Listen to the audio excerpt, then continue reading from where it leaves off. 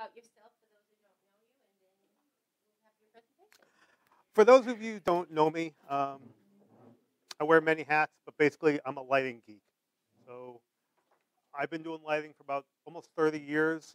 All of us in here do something with broadcast, whether it be lighting, sound, cameras, running it, whatever it may be. All I do is lighting. With integrated solutions, we do everything A to Z broadcast, but I have other people that work with me. So if you're working on a cablecast system or you're working on cameras needs or whatever it may be, you wouldn't come to me because I would be, a moron to try to help you out. So I've been doing lighting for a long time. I built TV studios. I worked for NBC, CBS, the Patriots.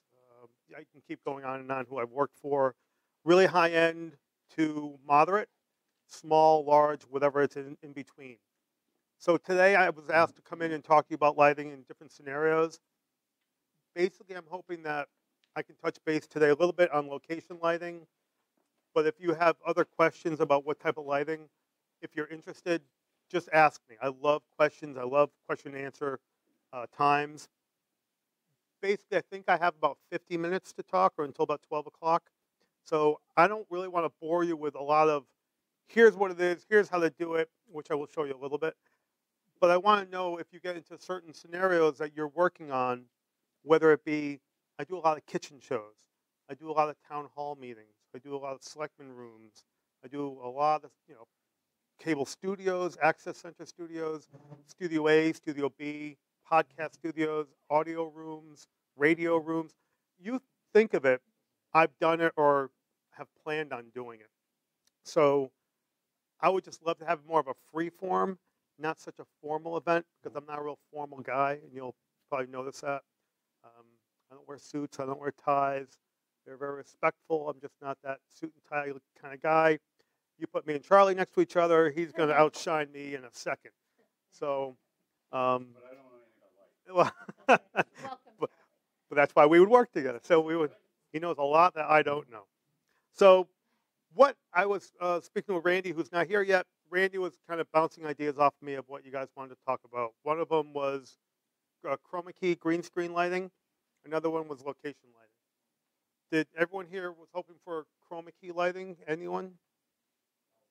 Always? Well, Dick is your chroma key king. If anyone doesn't know that yet. Anyway, how about location lighting? Is that what do people really care about lighting at all? So I used to work for, when I was in New York, I'm sorry, what was your first name? Howard. So I used to be a commercial photographer in New York City. And I used to partly work for the FBI, not directly for the FBI. They would do a jewelry bust of imitation fake jewelry, and they would bring me in, and I would have to photograph all that jewelry for a couple days, and then take it off as evidence. And then they would do another sting, and they'd bring me in. It was an interesting, a lot of fun doing that. Yeah, so. So I did a lot of product photography for about 5 years in New York. And then I got into television lighting. But I took my photographic skills and I used it in how I light my studios, how I do my portraits, how I do everything. Photo was wonderful. Now with the technology changing so much, everyone has either a DSLR video, or something like the little camera in the back, or full studio cameras that people are using. On location, it's usually a little handy cam or a DSLR. It's not the camera. It's not the lens. It's the lighting. For me, it goes sound, lighting, cameras. We're not doing silent pictures anymore, even though those are great. But if you have beautiful lighting and it sounds like an echo chamber in the room, it's painful to watch. But if it sounds beautiful and the camera image is, you think pretty good, but it's really dark and shadowy, and that's also painful to watch. So you got to find a really happy balance. Audio, there's probably people in this room that know audio pretty well. Talk to them. I'm not an audio guy, but lighting, to me, you really can set the mood. So if I want to do, one of the things I help people with, it's really common, is veterans. So I'm helping someone do interviews of veterans in their town. But we don't want to just blast it with white light. We want to have a little color behind them. We want to have some shadow. If they're of age where they're 70 or plus, we want to have softer light at a certain angle so it fills in the wrinkles on their skin and smooths their skin out and makes them a little younger looking. But with doing veterans, you don't want to make them, we used to call it the Farrah Fawcett look or the Martha Stewart look. These are people who have special lighting to really make them look young. Veterans, we want them to look their age, look their part, look a little dirty, that they've done some stuff in their life and they're proud of it, not to make them look like some starlet that is in Hollywood. So with lighting, you can do all of that. Does that make sense? Great. So what I brought today was just a selection of different products to use. Lighting tools, that's what they are. You're a carpenter, you have a whole bag of tools. Well, you're a lighting designer, I have my own truck full of tools, and I don't like to run around with a 2-ton grip truck, which I'll have 15 light fixtures, 20 C-stands, I'll have flags, I'll have everything. So I try to keep things simple. In our world, meaning the people in this room, basically quick setup, get in and get out, that's kind of what we like to do. We want to make it look good, but a lot of the users that you're using your equipment come in and say, I want to do a little kitchen show in my house. You're going to say, okay, here's a few lights. You don't go with them to your house. Usually they take a camera, they take some lights, and you cross your fingers and you hope you have a good show being returned to you to put on air. That's what I want to do. Now, today I have a brand called Swit and Felix. These are just 2 tools that I grabbed out of my arsenal of lighting and brought them up here.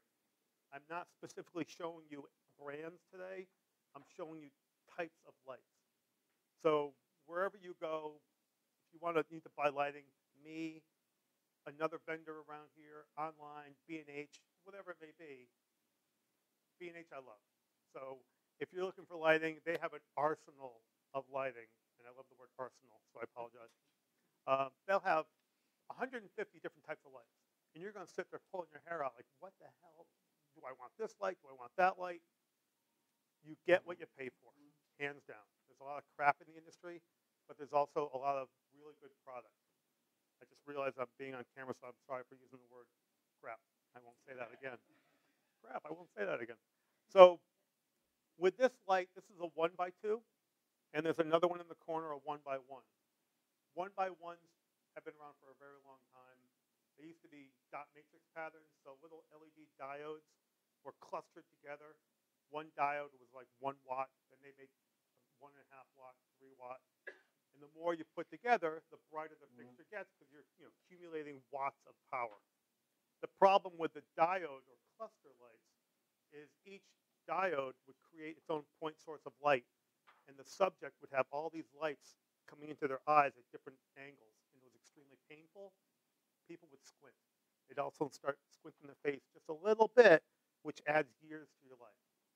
We're trying to make people look smoother and softer and younger, and there they're squinting, and there they're getting older. Does that make sense? Does everyone have that effect? Everyone in this room is fairly young. So I wouldn't really be going multiple soft lights. Peter, you're still very young at heart, sir, okay?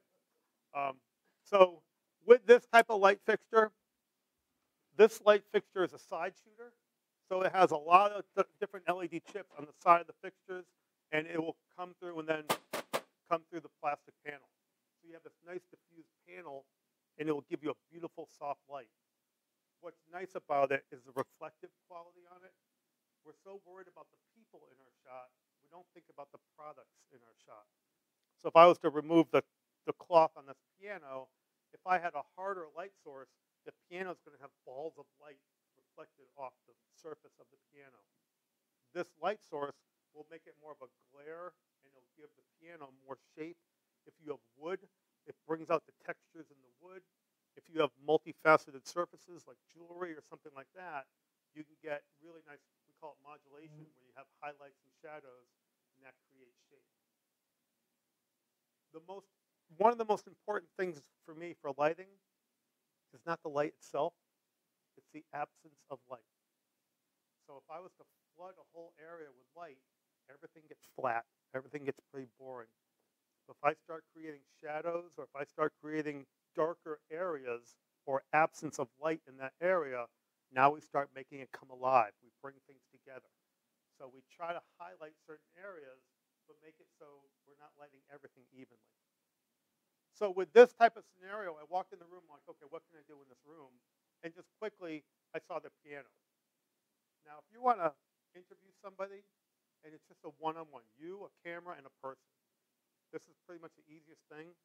Have them sit somewhere where they're comfortable or different. That makes it interesting looking. So if I wanted to grab Dick and interview him, and I put him behind the piano, what I know of Dick is what I believe. He is not a concert pianist. Okay? He dabbles, chopsticks. He's really good at that type of stuff. But I could put him behind the piano. Now I'm adding a different element that is out of the norm, kind of, and it makes it interesting. People are going to look at it, but it's a different type of venue where he's sitting at. So with that, we can, bring him in there, sit him down, and start lighting him up. With this type of light fixture, everyone's aware of it. I can turn it up a little bit, just a little, but you can see I can go from daylight to tungsten. Okay, so just any fixture you see on the line, most of them are bicolor now. Be careful of the bicolors. Even though we have daylight streaming in from the windows, that's 1 Kelvin. We have the fluorescence above, that's a different Kelvin. The light fixtures are another Kelvin. So color temperature, or Kelvin, is extremely important. You can balance them out fairly close, then go to your camera and just white balance, and that'll handle most of it. If they're too far off, if I go, right now I'm full tungsten, and if you're looking out the window then looking at this fixture, you'll see a diverse range in color. 32, 55, or 6,000, pick one. It's in that range, Howard. Yep. So the sunlight going up, high noon is about 6,000, 6,500. If it's a cloudy day, it can get up to 8,000 to 10,000 Kelvin, and then it starts dropping in the evening or in the morning. So these lights can follow that curve, but all the different lights will have more of a color rendering issue, meaning the green scale, the color rendering index, there's going to be a higher green in the fluorescence than there will here. So how do you balance those out? Light balancing in your camera doesn't always correct it. So I like to talk about quality of production. You can buy lights anywhere you want. You can set them up. You can throw up a camera, and you can just get imaging. Any type of imagery you get, what type of quality do you want? Now, that's up to you. If you just want basic lighting and throw it on, I can see the person good enough, or do I want them to be crystal clear? Do I want them to have good skin tones? Wonderful. Now, a lot of the studios I work with, skin tones run the gamut. From a very dark skin tone, someone who's very a dark-skinned African-American with darker hair, to some a light-skinned person like myself, or a young lady, blonde hair, pale skin. All of that, color temperatures will affect it. The darker the skin, really dark skin, if you use daylight, they turn a purplish tone. So if you don't like someone and they're very dark-skinned, you can kind of know what type of light to use. So we try to balance everyone. So with this light setup, all I want to do is put someone at a piano and light them fairly easily. You're a beautiful tone, Howard, but not dark enough. But is there a way to turn off the fluorescence up above? Can I kill those for a second? Aha. Thank you, Juliet. Okay, so we can still see. So with one, I can do 1 light, 2 light, 3 light, 4 light, 5 light. You could do so many different lighting setups or scenarios. Simpler to me, less is more. And I love how less is more. So if I was to turn this on and get it up to, so that's 100%. Maybe it's a little bit too bright. We'll go with 50%. And that's 3,200 Kelvin. We're going to go with 4,000 Kelvin. So right now, we're just kind of lighting up an area. So Gaggy, can I ask you to sit at the piano and... Yeah, but then you have other issues besides blonde hair and that. Well, you're the reason why I'm choosing it. That's right. If you'd like to belt out a few tunes for us at this time, we are more than welcome. I actually was going to go see if I could find a piano song. And when I sat down, I stopped playing. But didn't have time for that. So not... not to pick on Dick. So, but what the hell? We have issues already just from looking at him. He's a very handsome man. The issues I'm speaking of is that he's wearing glasses, so we have to be careful of how we handle the glasses. When I was doing portrait photography whenever it was, we used to chew gum and then take the gum out and stick it on top of their ears and then put their glasses on the gum, and the gum would make the back of the glasses raise up 1/4 of an inch, which would tilt the lens down towards the floor, and it would take out the flare. Now that I'm a germaphobe, I don't really do the gum thing anymore. We will roll up little pieces of tape, or if you're in the industry, in the photography industry, they make putty. You just put putty on their ears. So, or you can ask the person just to take their glasses and kind of tilt them up just a little bit. The camera won't notice that they're tilted, unless you really go extreme. And then if the person has multiple glasses, some people have automatic lens shades. The glass will tint in sunlight. Try to learn that before. Or if a young lady comes with a lens that's like a really, really bright red frame, maybe that would work, or she might have something else to use. Yes, see? They're very colorful, but they're going to distract from your beauty. So I would ask you to change the glasses out. The other challenge we have with Dick is that he is follically challenged. Okay? We're going to be polite. No offense, my friend. I'm just saying. But I want him to look good, so soft light on him is going to look great. If I was to replace him with a 12-year-old young lady with dark hair and beautiful complexion, I might go for a little harder light because her skin tones and everything, her skin can handle it. So I just want to get in and start wrapping him with a little bit of light. Basically, I apologize, my stand's broken. So I would raise this up about 2 feet. I want a little angle of illumination to create some shadow under his chin. Now, we want to help bring in shadows. Shadows are our friends. Shadows create shape. But shadows also can make people look evil. So if I was to have one light, and Dick was always looking at the camera, and I had one light, basically, if I'm the camera, I'll stick my hand out, go 45-degree angles, and that's where I want my light to hit the person. So this is a basic. If I'm the subject, here's a camera, go 45, and there's my light. To get more creative, you can move the light source to the left or right of the side of the body, but we have one nose and 2 eyes. If you create a shadow that covers the other eye, you can't see the second eye, standard rules say you went too far. If you're doing an extremely dramatic horror flick, something like that, all those rules go right out the window. So right now I'm doing basic 45-degree angle, and Dick looks beautiful, nice and soft. I'm even going to give him a little more punch with light. But my also concern is that he looks good here. May I touch? I'm not going to touch you, sir. I don't want to. Okay. I don't want to insult you. Good. Maybe I'll have some money by then you can have. So I don't like using the same light source sizes. Now, if I light that over here and bring this one over here and have the same light size of a 1x2, I'm just filling equal lights and doing everything. It's almost like putting that light fixture right next to the camera, raising it up above, and shining them right down. We kind of call it the deer in the headlights look. It's just filled in eyes, filled in everything, no shadows. It's great for like police mugshots. It's good for passport photos, license photos, and it really shows. You start doing that type of lighting, and it looks like something they've seen everywhere. So what I try to do is just create other things that don't really work that way. So this one, that fixture is on 4,000 Kelvin.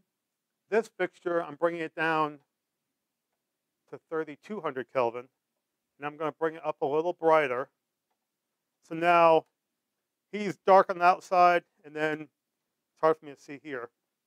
Let me tone it. It looks like it might be too bright. Okay. Everyone see a difference on him?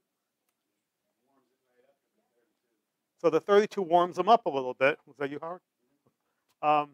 You understand lighting, I'm assuming. Okay, thank you. I love the input. I appreciate it. You can get into hard and soft. You can get into wraparound lighting, but when you start getting into various color temperatures on a person, that also gives them different planes of fields. Like you'll have different layers of light, and that creates more shape. So one side might be a little cooler than the other side. It can't be dramatic. So if I was to, whoops, wrong one. If I was to go really blue, okay, so I'm making, if I go really blue, I make Dick like The Walking Dead. He lost all the color out of his face. So that's why I was saying you have to be careful of white balancing. Even though we have daylight streaming in from over here, if I open the windows up, it'll work. But again, I just want to make things simple. So this is just a 2-light scenario. You can just go with that, and it will look fine. You'll have good imaging. It'll play well for you. He'll have a microphone on, and they'll be fine. But what I want to do now is create more separation from him. So if you squint a little bit and look at Dick, his shirt, his hair, his skin tone will blend into the background a little bit. So we want to help him have some definition. So now I could bring in another light, and I can change the Kelvin on this one. We'll go there. And I just want a little bit. So. Are you matching the Kelvin to either one of them, or no? The Kelvin on the background, I'm trying to match towards the side light because they're so close at the same angle. If they don't, they're going to bleed and cause mud, and I don't really want that. So basically, his glasses from point of camera in the corner, does his glasses have a flare on them, or are they? Can you try to look a little happier? There you go. Okay. So, Maybe way up on the top corner of his glass. That's crooked anyway. a lot of thing is posture.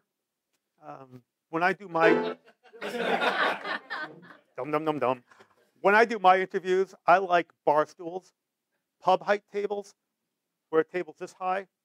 If people are seated down here, people don't sit proper. They don't, well, people sit proper, I apologize. But when they interview, they start doing this, or they do this. And when I sit and lean a little bit, my body weight's crushing my diaphragm, which doesn't let me breathe properly. If you sit up properly, you are opened and you'll breathe and you'll speak. But if you're sitting at a pub height and your body's here and you're at this height, your body flows much nicer. People sound better. They're breathing easier. They can talk for an hour or more and not be out of breath. Me, well, I'm a little out of shape, so I'm the huffer and puffer of the group. So I wouldn't talk to Dick for too long. I'd let him do all the talking. Not possible. So try to think about your chair height. Try to think about your surroundings, but also think about people's posture, and especially their chin. If they're leaning back and they want to lean up, try to keep their head kind of straight forward. I know it sounds really silly, but a lot of people, we train a lot of our users when they come in, and I do a lot of it. People who, side note, people who work with me, I'll come into the facility and I'll do a whole lighting seminar for them, and I'll teach people how to use the equipment. I get so ramped up on how to use the lighting, and then we do a camera session, then we do an audio session, but we never do a posing session. And then we find out, we come back, we have great everything, but people are like, they're all bent over, and it's 5 minutes of showing someone what to do. It works out really well. So any questions on this at all? Am I saying anything useful yet? One question, unless you're going to get to that. Well, what's the question, sir? I will not.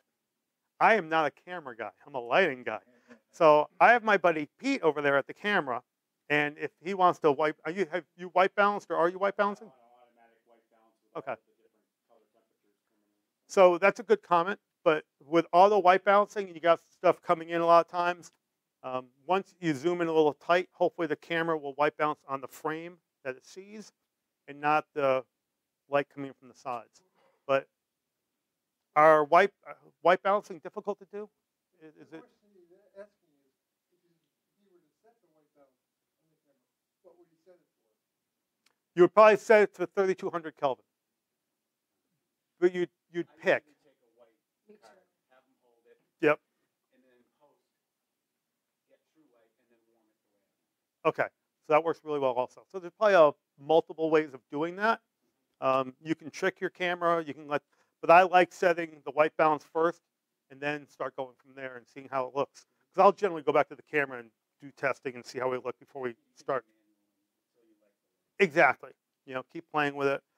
A lot of times people, I don't want to say get lazy, but they're rushing.